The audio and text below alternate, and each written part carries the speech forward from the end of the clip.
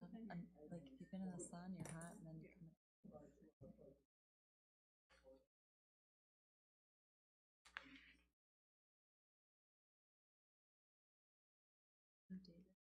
At 7 o'clock, we'll call the meeting to order. We'll start with roll call. Commissioner Rifle. Commissioner Tuggle. Here. Commissioner Carlson. Commissioner Weber. Commissioner Hawley. Commissioner Schoberg. Commissioner Jonas. Commissioner Carlson indicated that he will not be here today and asked to be excused.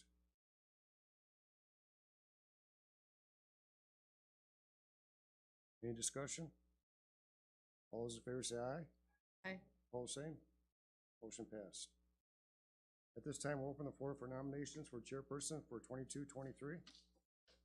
Chairman, I'd like to nominate Sandy Tuggle to be chairperson for the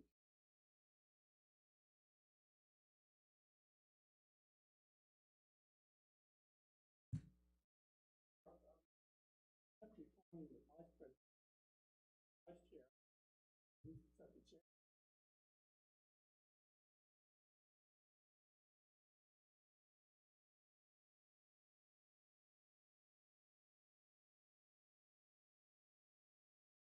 Second, Mr. Rifle.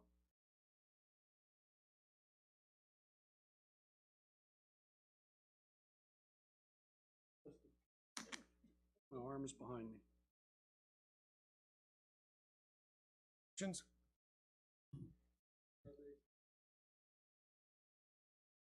Second.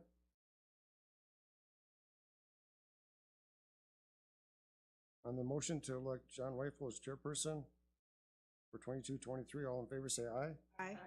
Opposed, same. Motion carries. Mr. Rifle, the floor is yours.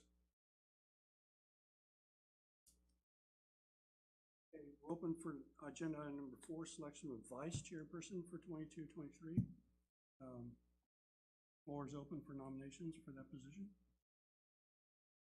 I move to nominate Regina Schoberg.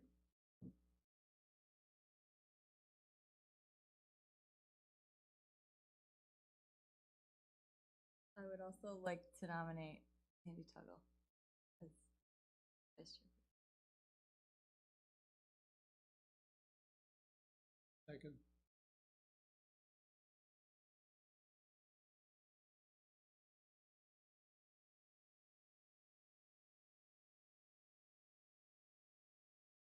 Let's call this to a close. Have a vote then.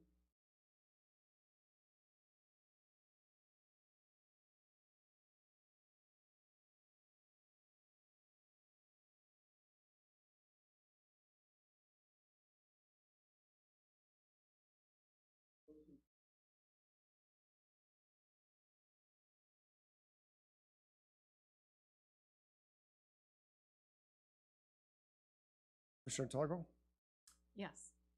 Commissioner Weber, Commissioner Hawley, Commissioner Schoberg, Commissioner Jonas, Chairman Rifle.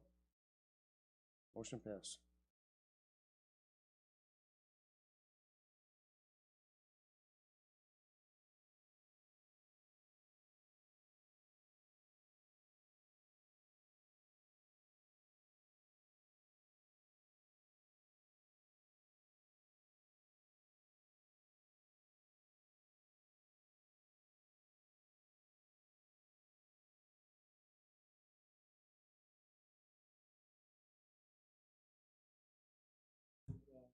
Motion first.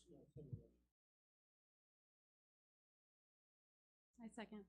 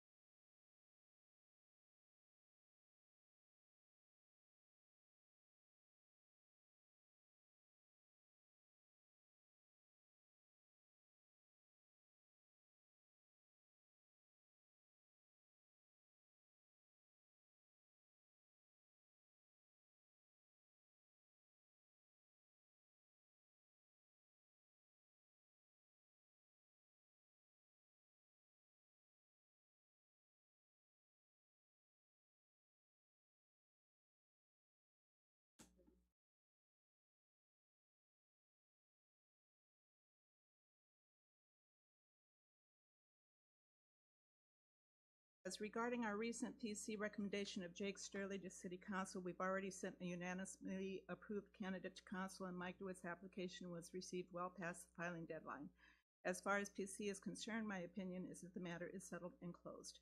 Please place a copy of this on each member's desk, and I request this email be read into the record. So please record it.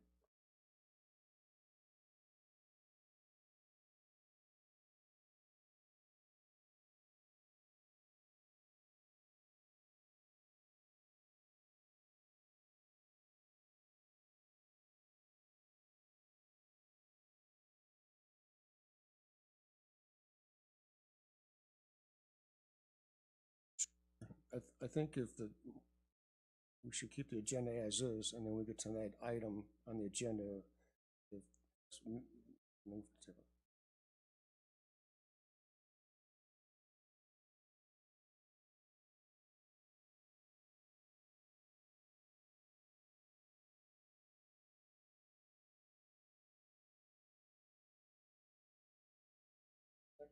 Second.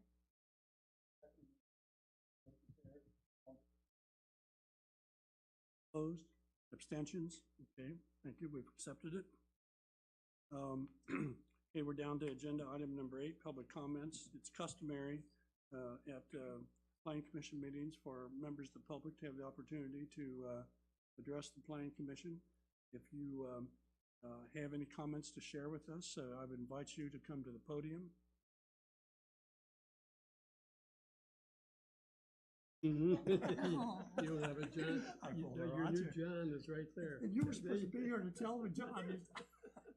I apologize, my error here, I was going too fast. Okay, we got consideration for approval to June 2nd, 2022 meeting minutes as printed. And so we have them here. I would point out on these minutes, some of you already may have caught this, but down in item number 8, second line of item number 8, referring to David's memo, I think it should be reviewed as June 2nd, 2022 memo. So apart from that, are there any other additions or corrections, changes to the minutes as prepared? Okay, it's been moved. Is there a second? Second. It's been moved to approve the minutes with a slight revision as prepared for the June 2nd meeting. All in favor, please say aye. Aye. Opposed? Abstentions? Okay, we've passed the minutes. Thank you. Now, we get to public comments. And Lisa, yeah, please come and give your name, address. Lisa Royce, 17700 Navajo. I guess I have a question about 10-1. I was at the last city council meeting, and there was a issue about Jake being late getting his application in, and now you got another one on here that's would be super late, and I guess I want to know, how did this get added when there was one person that was nominated but didn't get voted on, and now we're gonna add somebody else into the mix? And so I was at the meeting, so I'm just a little bit confused how this is happening. Who got to add that on, and how did that get added? I added it onto the agenda. We received the application. As city council indicated at their last meeting, there was a standstill on who was going to be nominated. So this application was brought to the planning commission to see if they wanted to change their recommendation to city council. But like I said, I was at the meeting. They never brought Jake's up to be voted on when he was, so. That's correct. The mayor will have to make the nominate somebody. Okay, so we're back to the position of the one has more power than.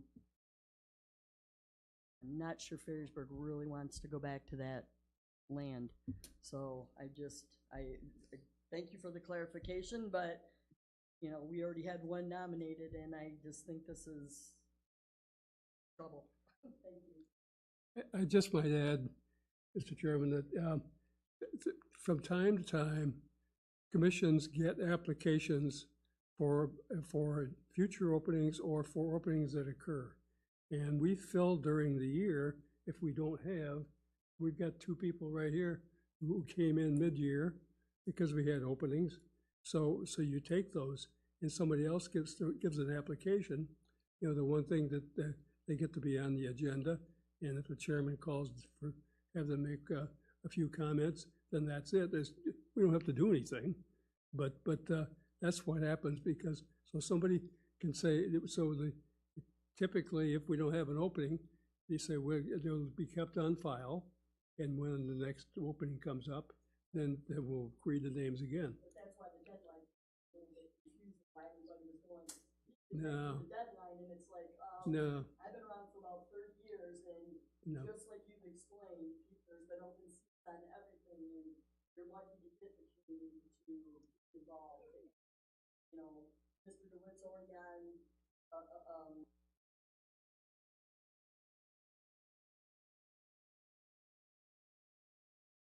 and, you know, Mr. Hines is, so it's like, you want the community, right? I just find this being Don't look at it that way. We already voted. I know, but you want to retire. And I'm trying to get you I didn't say, smart. I didn't say that.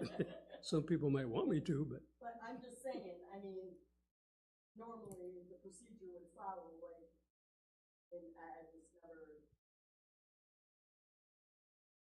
Mr. Chairman, maybe I can elucidate a little bit. If I'm not mistaken, we had an agenda and Jake's name wasn't on it because they get that ready and mail it to people ahead. His deadline, he met the deadline to get his application in. And I have an email for Craig that said he was on time and these applications will be before the committee that night. So it was, for all intents and purposes, was absolutely on time. The argument that for some reason it wasn't on the agenda is simply because they mailed that prior to getting it, and the website was down that weekend, that last deadline weekend as well. So his application was on time.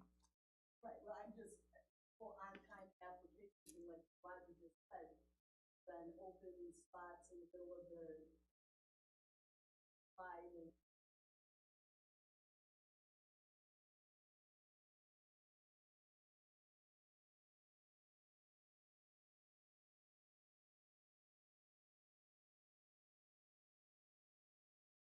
we have 3 women on this commission right now that came in mid-year.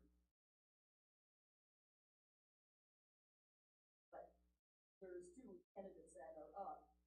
One was voted down, and the other one didn't even stand, so I'm not.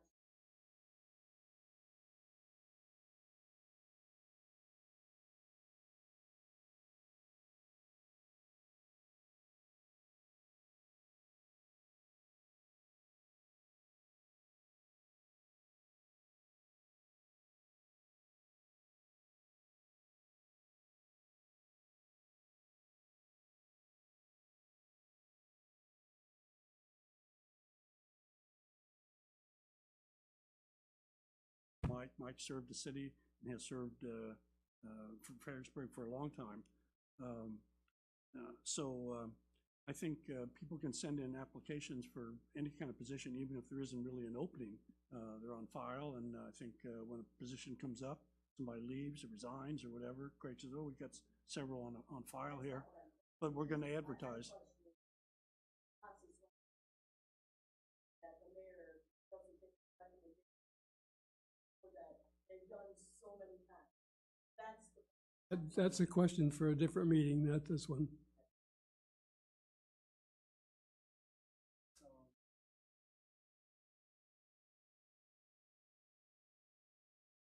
Hey, I'm not in the middle of nothing. I didn't know nothing about none of this crap. So, that being said, I heard that Roger was thinking of moving to Florida and was going to be off the planning commission. That's what I heard.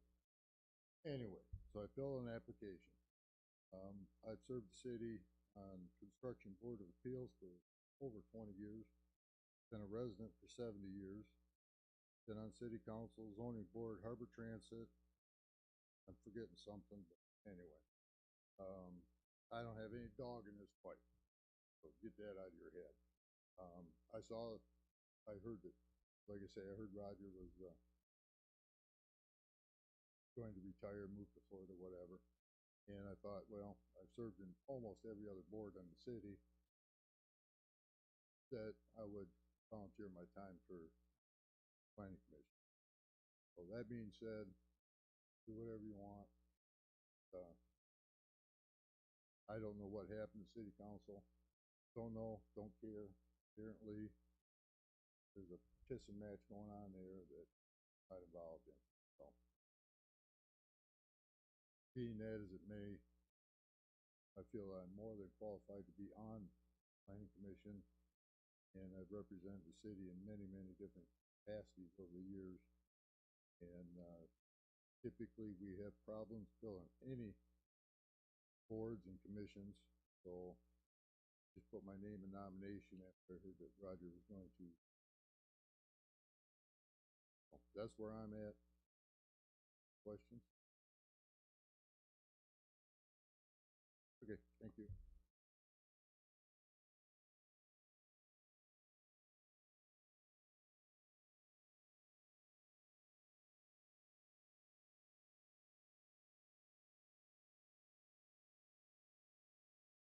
Last meeting, David had given us some information about electronic vehicle charging stations, and we went through it. He brought us up to speed about a lot of things. Some of it, I think many of us were at different points in understanding about what it's all about. It was a learning experience for many of us, certainly was for me, I suspect. During that meeting, we asked him to prepare something for possible revisions to the zoning ordinance to include updating it to cover electronic vehicle charging stations. And so he sent us something here, and he's gone through it. He's very familiar with our zoning ordinance, and he knows if you're going to incorporate it, what you need to do. And he looked at the various parts of the zoning ordinance, and he suggested text to put in there.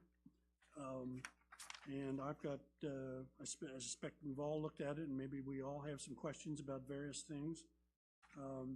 And I'm not sure how productive it is to have a detailed discussion without him hearing it. But there is an overall question that I have about the whole designation of electronic vehicle charging stations. If you look over on the second page of his memo, let's see.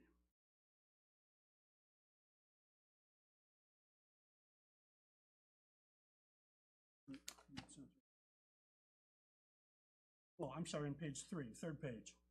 Under item F, number 1 there. It says, an electric vehicle charging station space may be included in the calculation for the minimum required parking spaces required in accordance with section 640. In other words, our zoning ordinance lays out in very detail, depending on what kind of land use you're going to have, how many parking spaces you have to support that use.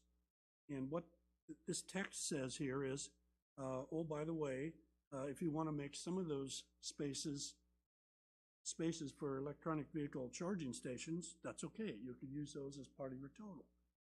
And as I thought about this for some time, it occurred to me that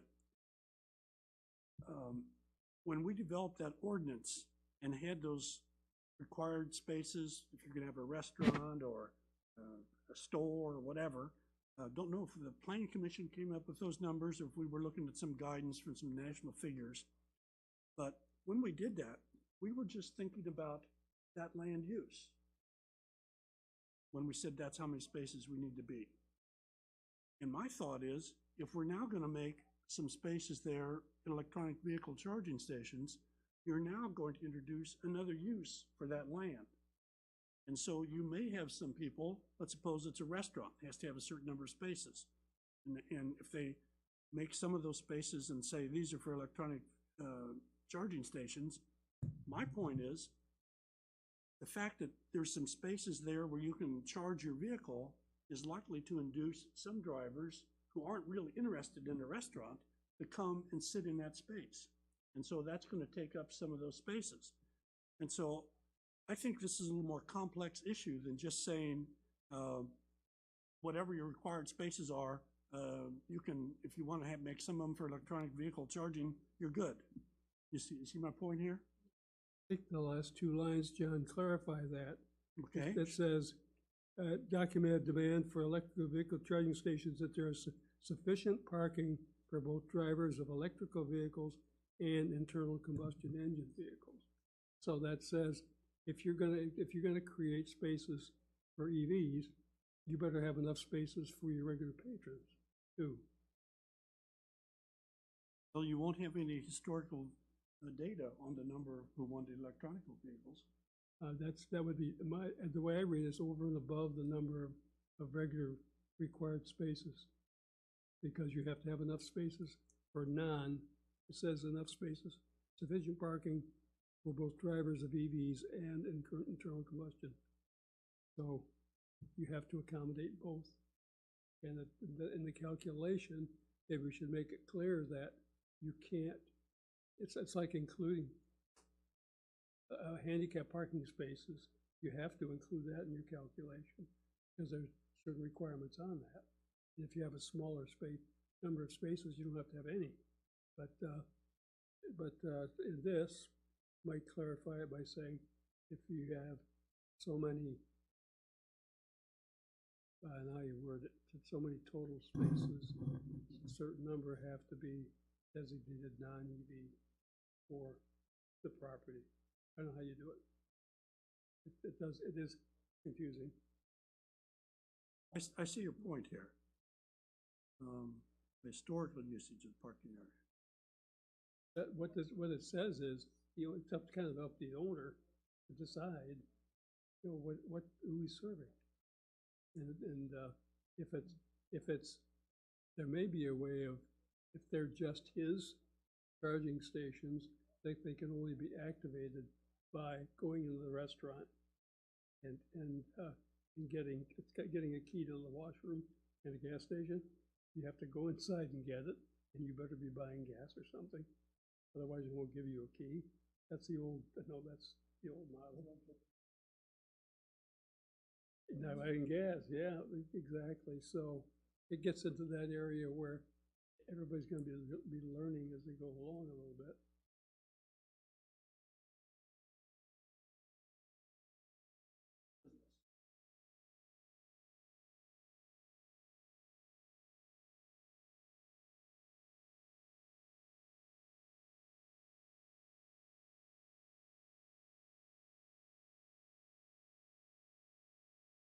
Go. Got extra spaces, then I think it falls into their purview. But because we're not requiring. So the owner says, I don't have enough room for EV stations. I don't have enough room. I just brought this up because Right. it just occurred to me. Right, right. How do we as a commission feel about that? Should the EV stations into the required parking, or can it take place of? Well, that's the question. And this implies it can be. But It's not like a handicap parking, it's illegal to park there. An EV charging station, it's not illegal if you're not charging, unless the owner says it's on illegal. there, in item number 6, there has to be sign there that says parking of non-electronic vehicles is prohibited in those spaces. Yeah, I disagree with that. So I think we got issues here about a number of these Mr. things. Chairman, Yes. I do have a concern because June the 2nd, David gave us a spectrum of getting involved in this. One is to acknowledge and allow, one is to encourage, incentivize, and prepare, and one is to require. And I think we need to know where we are on that spectrum, first of all, because if we are going to encourage, as in many of today's paperwork says, what does that mean? Does that mean expedite? Does it mean incentivize? Are are we just going to, when you say, guess what, we encourage you to include these in your site plan, so what? How are we going to encourage that? By tax breaks? What's the level of involvement that we want? I think that's the first step we have to do.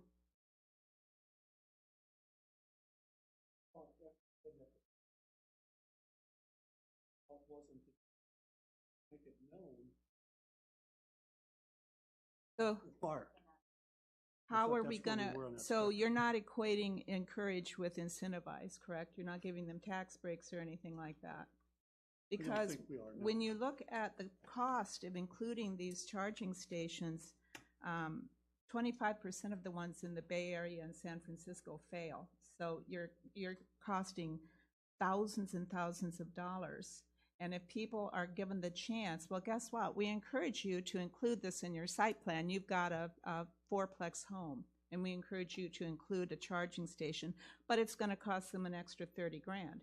They may just say, yeah, you know, I'll go build somewhere else. So I think those are things we have to consider. I'm not against electric cars by any means, but I think we have to weigh what the level of encouragement that we're going to give, because it might backlash on us, I'm I afraid. agree. Yeah, that's a good point, Regina.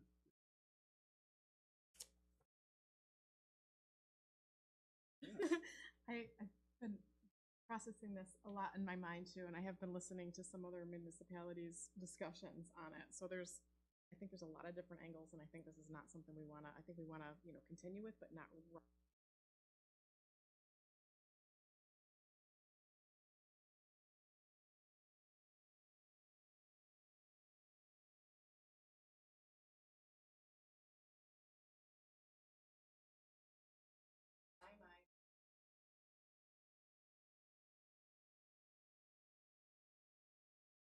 have a specific amount of parking for their residents. Those EV charging stations, to me, are kind of they're, an amenity, but they're also a for-profit separated thing where you can only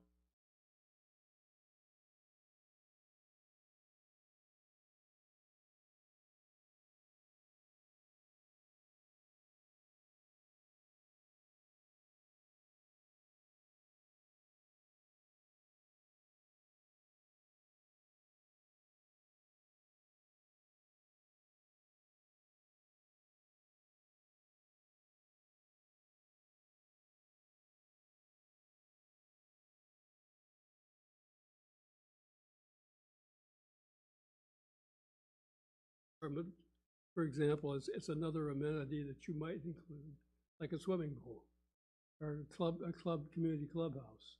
But you don't have, not every place has them, but those that do pretty good, do better, I think. So it's here.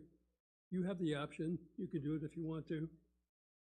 We're encouraging people to do it because we think it's a way of the future, but you don't have to do it. There's no penalty for not doing it.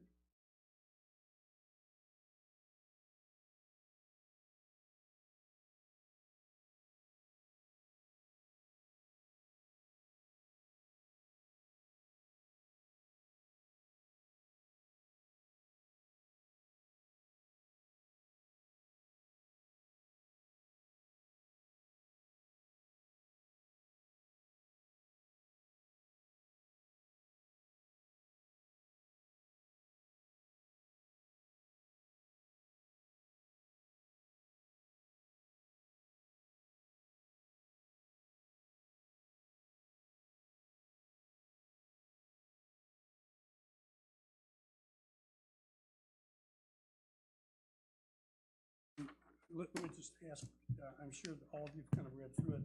Are there other issues that jump out at you as you read through it here that say, well, what about this? Any other thoughts here, the challenges here?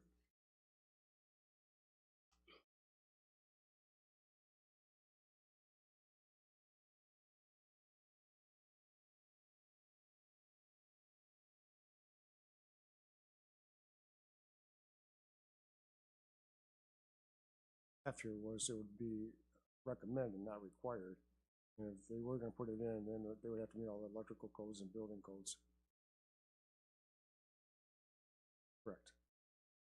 Heard about that too, if there's minimum standards for equipment, for example.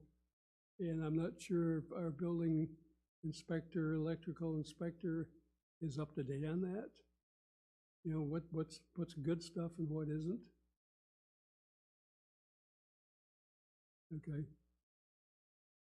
This is, There's electrical EV charging stations in the city now, oh, at people's homes, at residents. but in garages, yeah. Okay.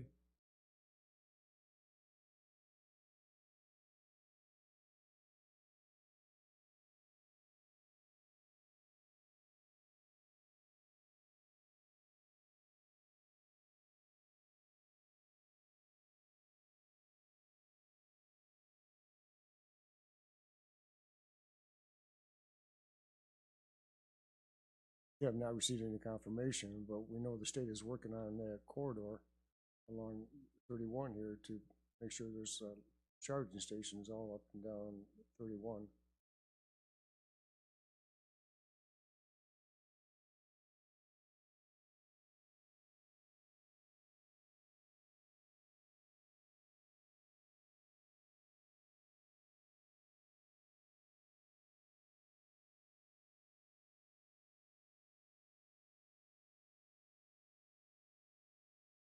That's everybody turns their air conditioning on at the same time.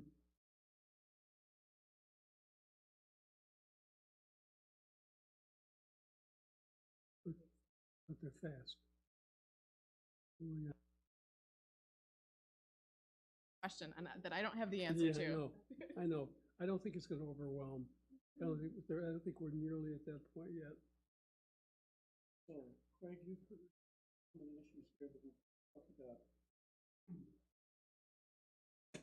Ask Craig to convey some of those comments to David to see if he wants to fine tune this a little bit and come back to the next meeting. Some discussion on incentivizing EV stations at maybe a commercial or at a business. Is there any thought about if they put an EV station in, they could increase their lot coverage by a certain percentage?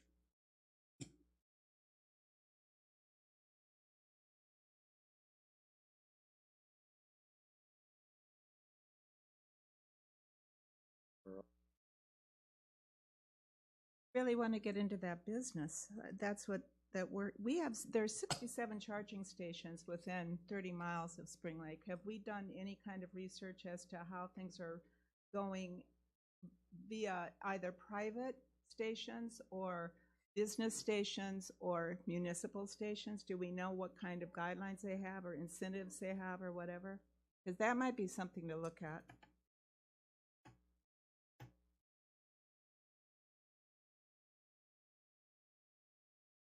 Other little tacky things here in what he prepared here. You could convey a couple thoughts to him here. On the third page, under letter F, item 4, the second line in the middle of the line says, if curbing is used, the equipment shall be located at least 2. Is the word feet supposed to be in there? Behind the face of the curb? Yeah.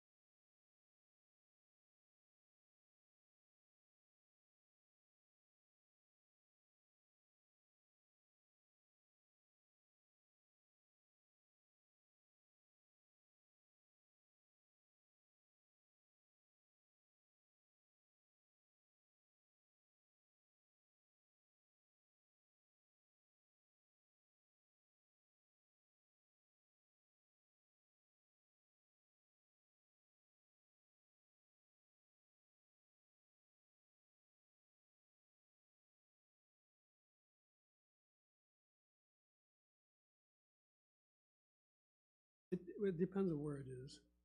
You know, if you put in Leppings, for example, and you've got, depending on how many stations, charging stations you have and how frequently they're used, we're just learning a lot of stuff. But there are hundreds of thousands of charging stations in this country already. So somehow it's working. And I don't know how many private residents that is, but Tesla alone has put in almost 100,000. Tesla. And so there's experience, and they're usually in places where nobody's going to park anyway. You know, it's not as if they put them right in front of the Fricano's restaurant or something. So I think I don't want to overthink this too much. I want to get it right. And I think you're right, we should take some time, like we usually do on this planning commission. And keep talking like we're doing, because I think we all have to understand what it is we're really getting into. And then how do we write an ordinance that makes sense? That's the other thing.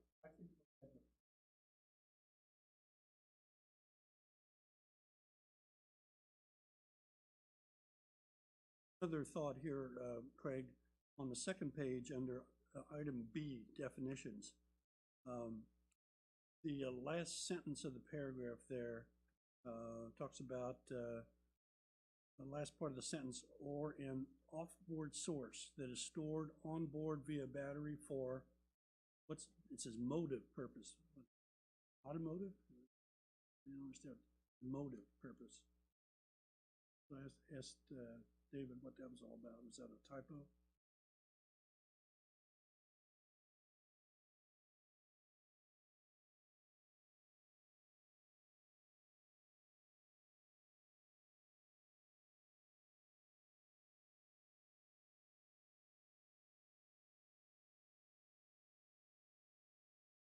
Public hearing on this, or does it? We do this. It's meant to zoning ordinance, so we'll. Yeah, we would, yeah. Well, we're not ready for public hearing. So let's see, let's send, if you would be kind enough to convey some of those thoughts to David.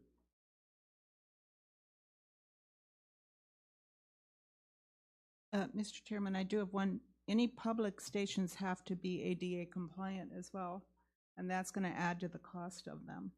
I have no problem with public specifications when you're getting into telling people in their homes what they're encouraged to do in private homes. That's what bothers me. You know, I'm not sure we need to get into that. Yeah, well, it says all new dwellings are encouraged to be constructed with 220, 240 volt, 40 amp outlets. That's a private home. I think that's where I'm having troubles. I think publicly, yes, but privately, I'm not sure we need to get into that. That's my opinion.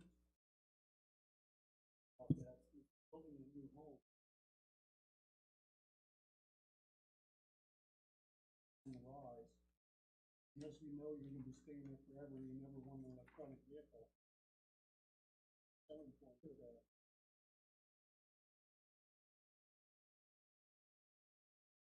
Like putting in 220 for a dryer, for example, or a stove. You know, but anyway, it's encouraged. It doesn't mean anything except encouraged. Doesn't mean that's your penalty. You don't. It doesn't mean there's an incentive if you do. You know, there's nothing except just if you hadn't thought about it, encouraged. Right. No. I just look at it as, is Ferry's going to be forward-looking or backward-looking? Is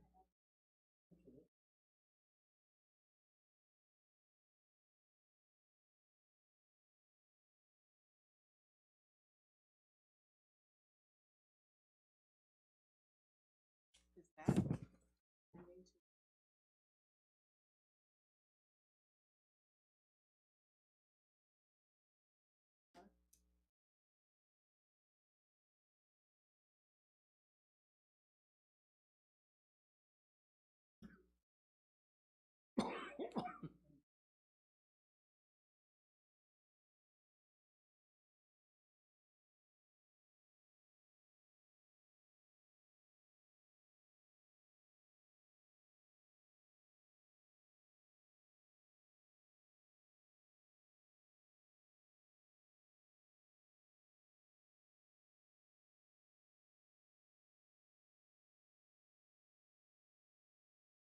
Residential has their own requirements. Yep.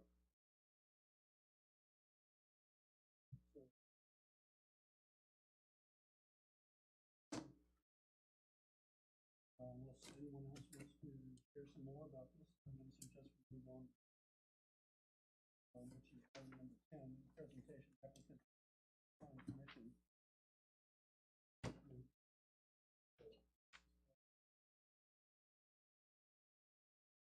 Hey, let's table this. A thought I would share is, how city council works. I'm in the learning process, how that works. I had asked Craig about this before. And apparently, Jake and Mike have been invited to appear before city council to present their case. And I'm thinking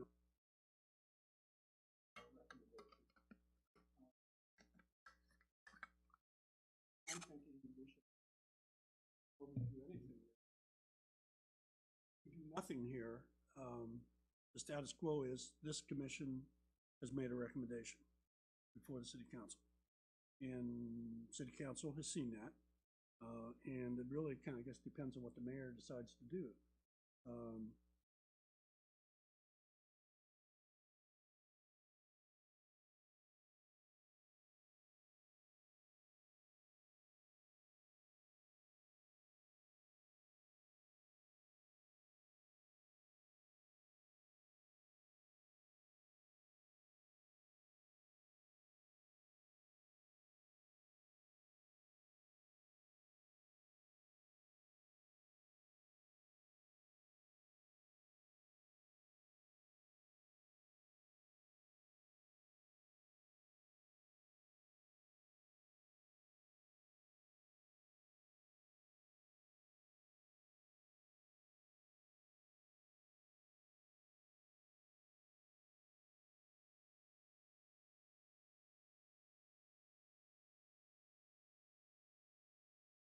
Economic Development Task Force, you know, I don't want to twist your arm or feel that you're being twisted, Roger, so I'm concerned for you.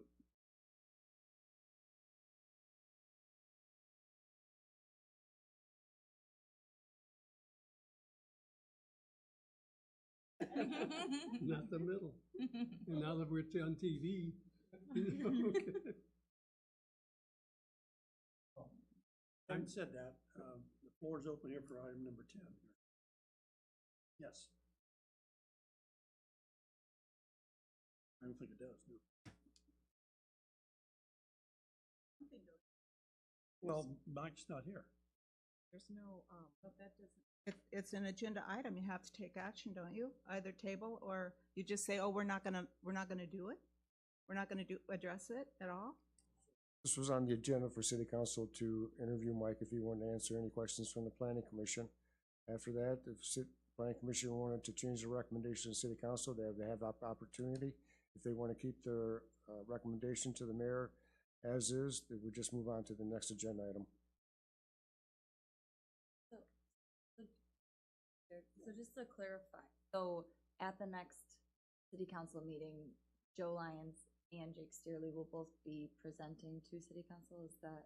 Maybe not. Been invited to. They've been invited to, Doesn't mean okay. you have to show. And I guess my question is, what would we like to do with Mike DeWitt? Are we just nothing? Just kind of hold off, okay. That's why I wanted to table it, because it just confuses the issue and we've made our choice. We've made our decision. Stand firm. If you table it, it will come back to another agenda item. So if we don't address it, it just goes away unless he comes back? Correct. Okay? It only, if we table it, it only comes back to somebody who's to lift it from the table. It's agenda though for someone to make that motion.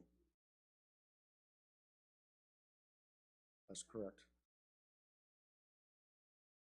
So you're saying you don't. You can table, you're more than welcome to, but if you table, it's gonna be on the next agenda to remove from the table, and then the next agenda item after that would be to have Mr. DeWitt present his planning commission. If we take no action, nothing happens then? It won't be on the next agenda? That's correct, unless someone wants to make change their recommendation, and it's indicated that you don't want to change your recommendation to the mayor at this time. So we need a motion to take no action on number 10? No, No, just don't do anything. just read it. Okay. Now, let's suppose there's a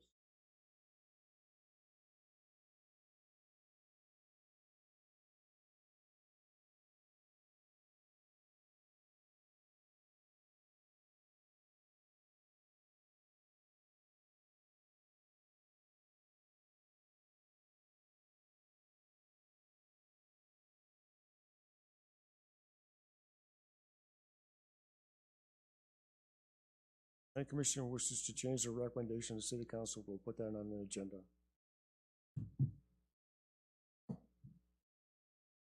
If there is an impasse, do we have to make a recommendation?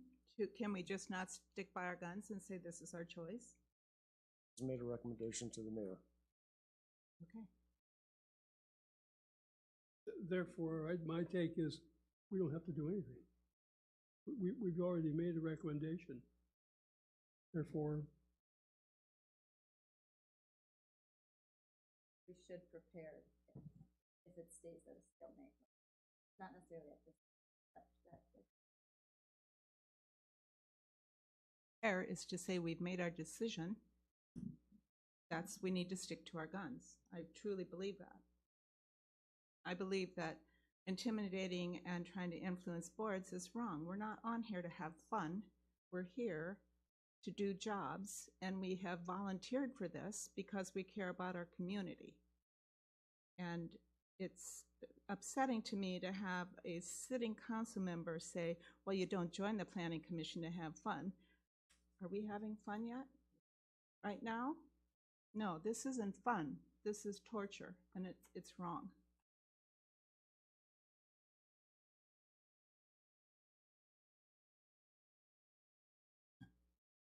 fortunately, you have a similar situation in Grand Haven going on, so maybe it's infectious, I don't know.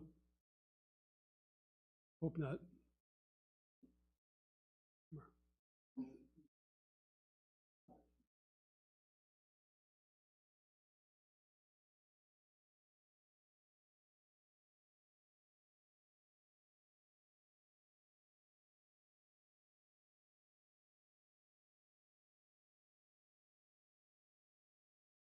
So desire of the planning commission, then move on.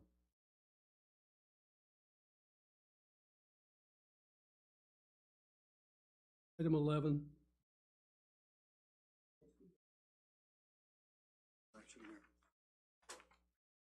This is exciting. Okay. Number 11, discussion to take action if appropriate to cancel the August 4th, 22 meeting or to reschedule the August 4th, 22 meeting to August 11th. I don't think that the issue here of David coming back with further thoughts about electronic vehicle charging stations merits another meeting that quickly if there's no other business. I don't know if you agree with me on that. So I would think maybe we would just cancel the meeting for August. Chairman, for one meeting, and first thing you do is cancel the next one? Some would Is say that- that's a very productive action. That I bet might get unanimous support. How do you feel? Or does someone, if you think we should meet anyway and hope David has something for us, will you do that? I say give him another month. I have a medical procedure the day before that, and I don't know if I'd be able to come the 14th anyway. It's set the date. The 11th, yeah. I doubt that I'd be here that day, so I say cancel. Okay, well, Chair will entertain a motion to cancel the August 4th meeting. So moved. Is there a second? Second. Okay, it's been moved and seconded to cancel the August 4th Planning Commission meeting and to not reschedule it.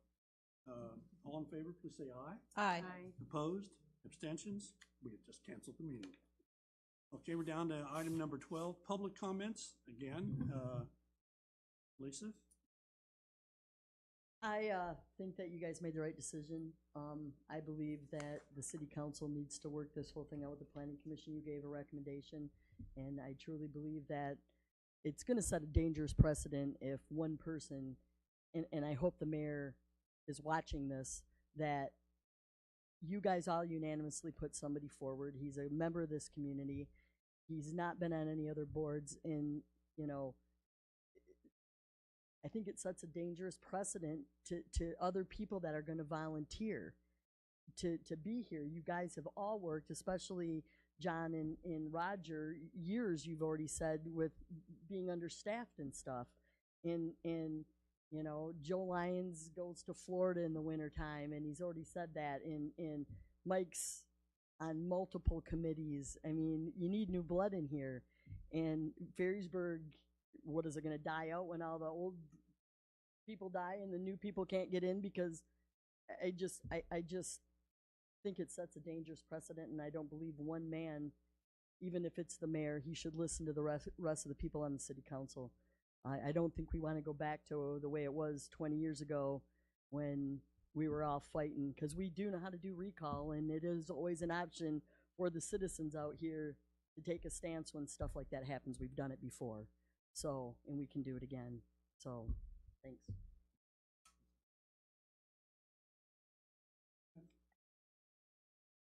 Close the public comments here at 7:51. Zoning administrator's report. No report? No report. Chairman's report.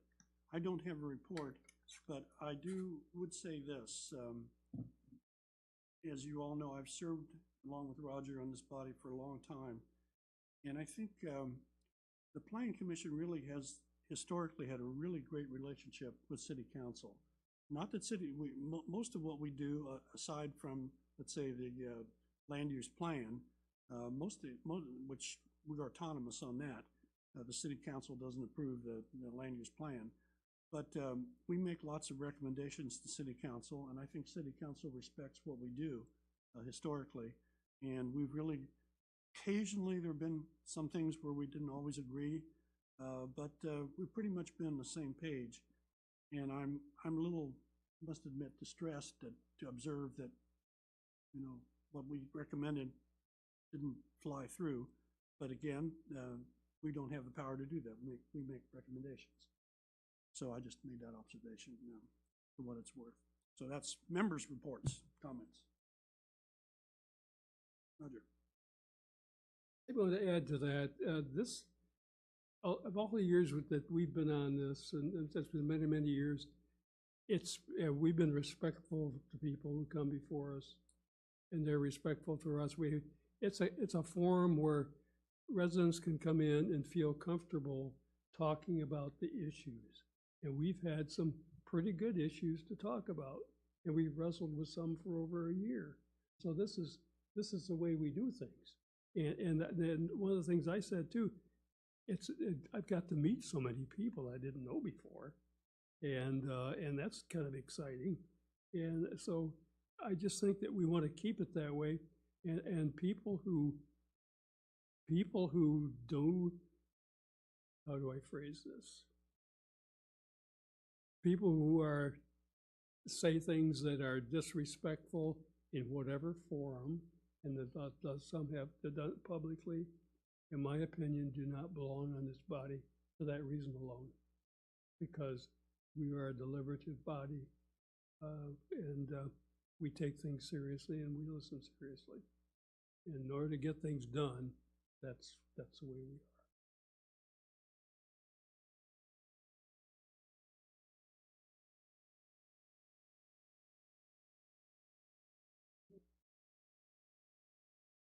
I agree with all of that wholeheartedly, and welcome back, Roger. Yeah, like a bad penny. Like a bad penny. Okay, thank you. I agree with that as well. I served on the Planning Commission beginning in 2011. And I had also served on the zoning board, and we didn't always agree. We did a master plan, if you remember, Roger, and had a big city open house for people to come and speak, and that was right in the midst of some of the Save the FNP business, and it was quite contentious in ways, but the Planning Commission itself was always respectful to one another. And I think we deserve that back as well from other bodies and from council. And I think anywhere you read, when I've done some research, you're supposed to be a collaborative body. You're supposed to be getting along and working together for the good of the city. So I think we are doing our part, and I hope that council will do their part as well.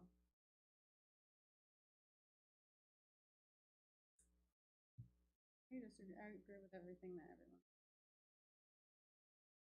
Like this, way, to be able to have discussion and have arguments.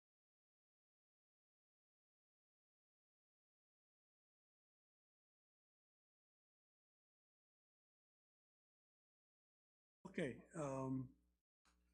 let's adjourn. Let's call this meeting adjourned at 7:56. We have to sing Kumbaya. Thank you, everyone. Exciting. 1 hour. That's nice to have you on this side. I think it's a better camera.